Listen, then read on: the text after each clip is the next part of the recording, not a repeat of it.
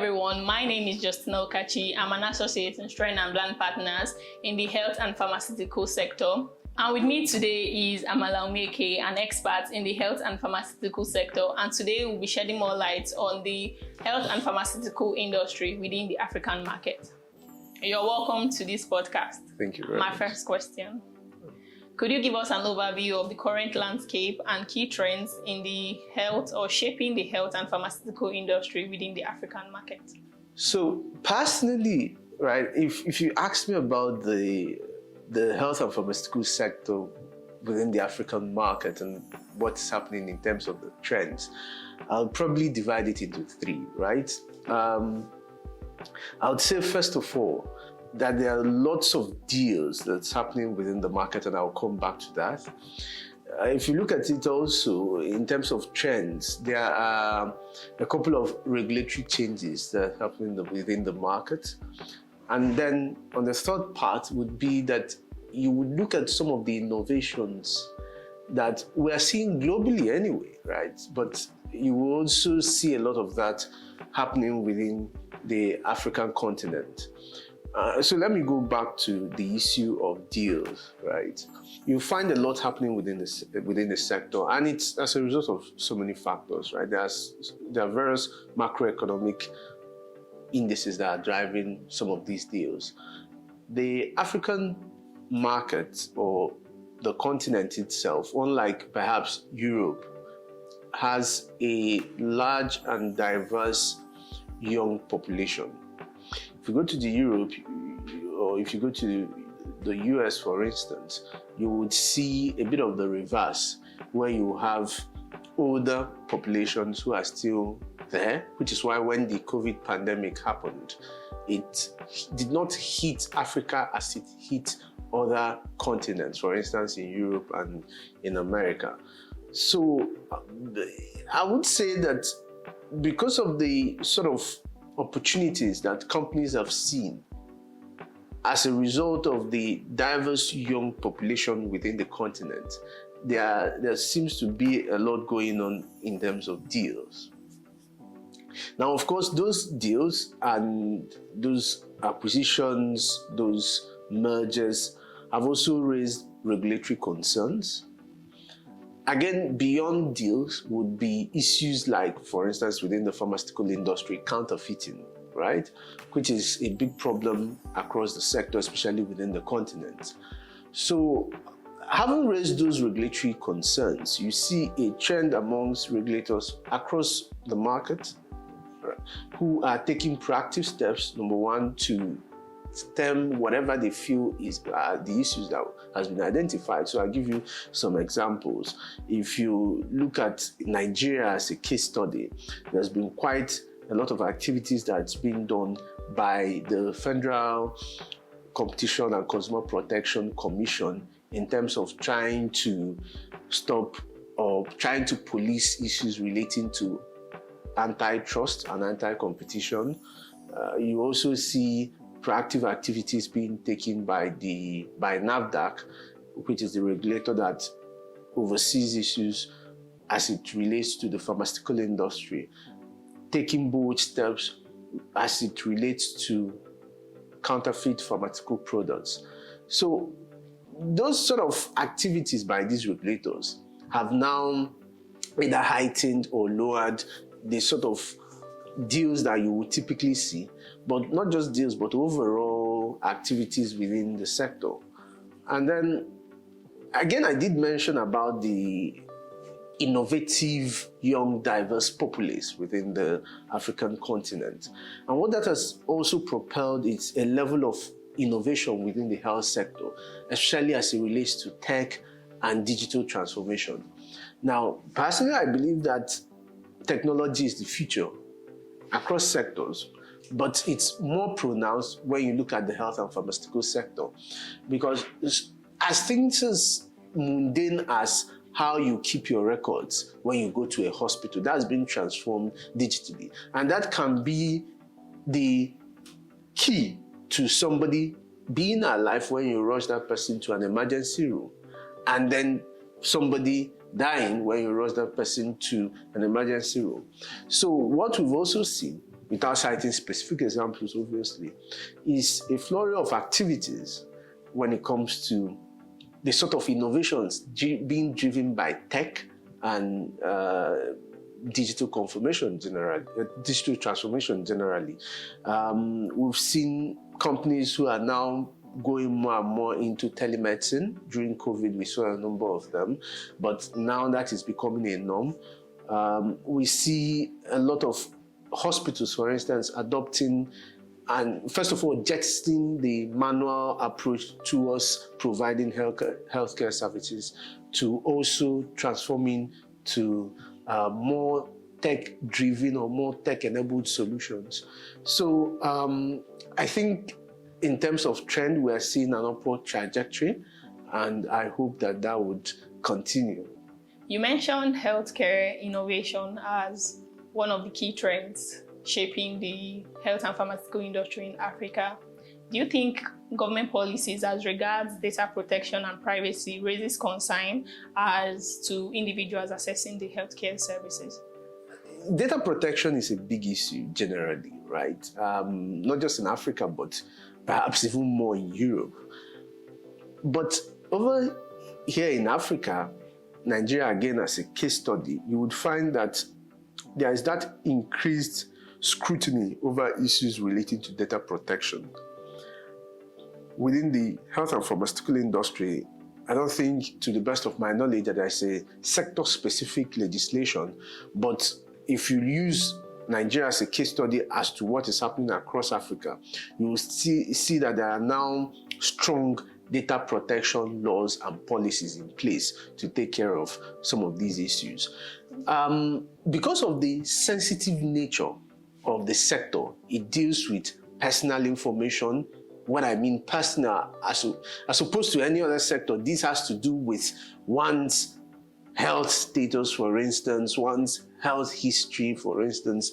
And indeed, this is an industry where medical doctors would take oath of secrecy. It becomes a more concerning issue as opposed to any other sector. And so I do think, again, in my opinion, that there has been strong strides. There's been an improvement as opposed to what we had before in terms of what government is doing to protect data, right? Especially now that we are looking towards more and more activities in terms of digital innovation. I did mention record keeping, which is a very mundane, somebody can look at it from a mundane perspective, but those records would have to do with people's data.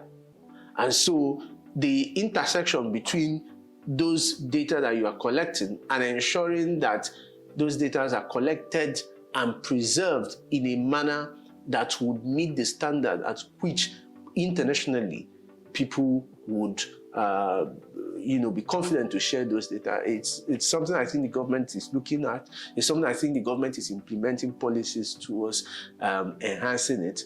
And it's something I think that more can also be done when you look at it comparatively to what you find in Europe or in the US, for instance. So I do think, yes, it's a very grave concern. I do think personally that innovation, digital innovation, for instance, yes, has data protection concerns, but also solves some of these data protection issues. If you have somebody's records lying in a file on the ground somewhere, as opposed to storing it digitally, right? That would enhance how you protect people's data. But I do think that there is the need for us to then have stronger legislation, stronger policy, stronger policing to ensure that the data collectors, as you may well say it, stronger structure in place for some of these things. Thank you for your answer. So my next question, what are some key factors that influence the macroeconomic outlook of the health and pharmaceutical industry in Africa, and how do they influence growth and sustainability in Africa? I think I've talked about some of them already. Yeah. One major macroeconomic factor is population. Again, I did mention about Africa's large young population. That is good if you look at it from an investment perspective, And that's why we encourage more and more investment within the sector. It's good in the sense that you then have a diverse population that you're servicing, right? A large, young, diverse population. However, that is not matched by large purchasing power. So what does that mean? Is that you have a population which is young, which is, because not by their own making anyway, but because of the fact that they have less access to money, they have low purchasing power, they might be prone towards purchasing things that are substandard. So it can be medical devices, it can be drugs, it can be anything within the sector. So that's one factor. And of course, the issue of less purchasing power then drives what you see around. However, I think the good news for me is that the economy itself is improving. And so that is also improving the amount of resources that's available for the populace to use. And that then drives the sort of investments, and not just investment, but the sort of return on investments that you would have within the markets, for instance. Of course, one major issue or one major factor that's driving that, and it depends on how you look at it, is the issue of poor infrastructure within the market. Now, the issue of poor infrastructure, again, it depends on how you want to look at it. It's a problem, but that presents an opportunity itself. And it presents an opportunity because you then have such room for investors to do things like public-private partnership, PPPs. It allows room for people to then invest money within the sector and be able to get their return on investment. So those are some of the macroeconomic issues that we're seeing. The poverty within the continent. But like I said, with the improvement in terms of how we see the economy, the trajectory going, we do think that perhaps that might be, if you then marry it with the large population, that might be an opportunity for especially foreign investors to see and evaluate and then think about how they are able to invest within the market. So those are some of the factors that we're seeing. Of course, I think one of the things that we are seeing driving growth within the sector, apart from the fact that investors are beginning to look at the diverse young population within the continent and the infrastructure gap, is the fact that the governments across the continent no longer appear to pay lip service to the issue of quality healthcare delivery across the African market. So that strong government drive to assist investment and to drive investment within the market is something that we're seeing that is now catalyzing a lot of activities across the continent. So to our mind, those are some of the macroeconomic indices that we're seeing. All right. Thank you for your reply. My next question, what are some key challenges facing the health and pharmaceutical industry in the African market? I think I've already mentioned them again. I did mention the issue of poverty. Yes. I did mention the issue of the large infrastructure gap. I did mention the fact that there are a lot of counterfeits in the market. I did also, one thing I've not mentioned again is the lack of access to capital in Africa. And so, but again, I was talking to some investors the other day, and it's not so much about the lack of capital, if you look at it. It's also about the lack of bankable deals within the sector. So I would say lack of capital and then lack of bankable deals within the sector. So those are some of the challenges. Because I've talked about the previous one, one of the issues that you will keep seeing within on the continent is that even when you have some of these fantastic ideas to drive PPP in order to build a hospital or to refurbish a hospital, or in order to have a pharmaceutical plant, or in order to have a radiology unit in a hospital, you then find it difficult simply because it's Africa. And for probably genuine reasons like currency risk and stuff like that, you find it difficult getting access to quality finance that you'll be able to use in order to drive some of these investments or some of these projects that you want to do, that will then catalyze a sort of development that you see within the market. I think another challenge, perhaps because I'm a lawyer, is the lack of regulatory teeth, right, that you see.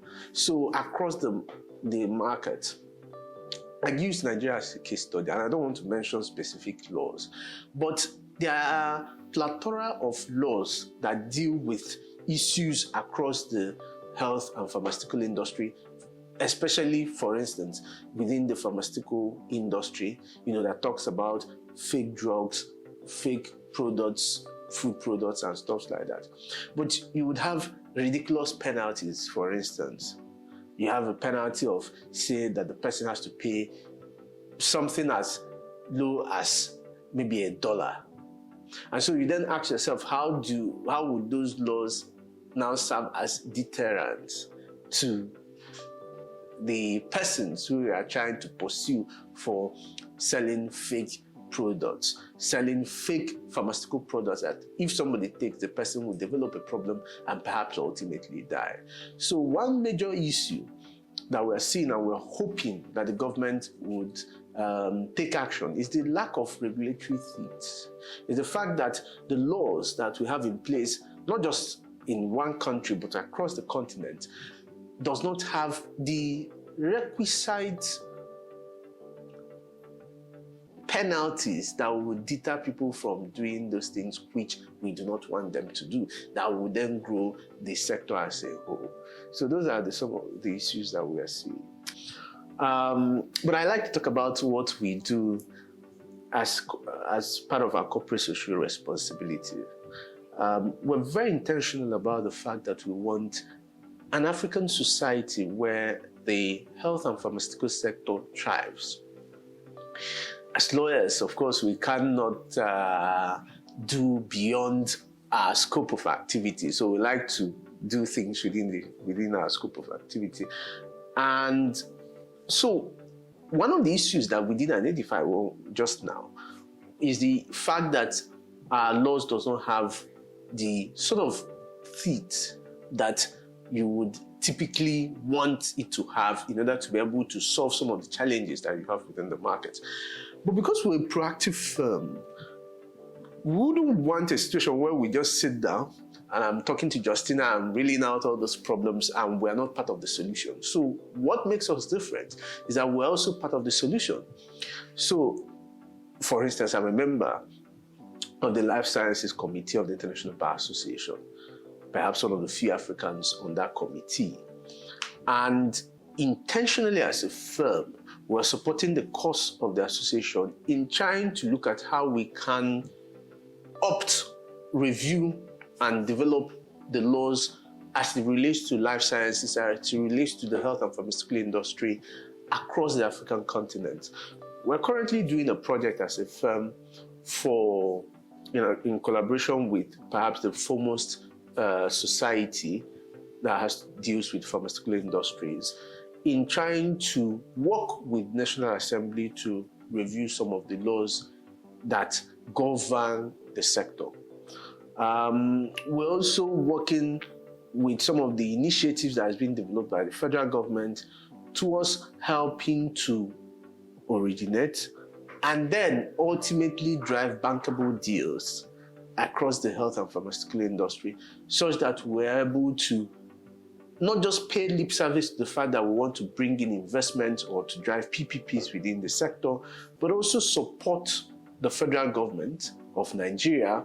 When you're looking at it within Nigeria, we're hoping that it will go beyond Nigeria to other African countries, but we're using Nigeria as the launching pad towards then developing those sort of deals and then assisting to attract financing that would ultimately drive the growth of the sector.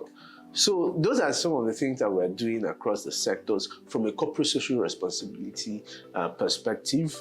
I have already mentioned also what we're doing for our clients and what we hope to do and continue doing for our clients. I think we have very excellent lawyers. I like to think that we do. I mean, it's the market that will tell us that whether we have really excellent guys. But I think that so far, the market has told us that we have very good lawyers that are able to help you navigate the myriad of regulatory, transactional, dispute issues that you have across the sector, whether in Nigeria or across the African continent, especially when you are looking for a firm that has that sort of cross-border experience that is needed.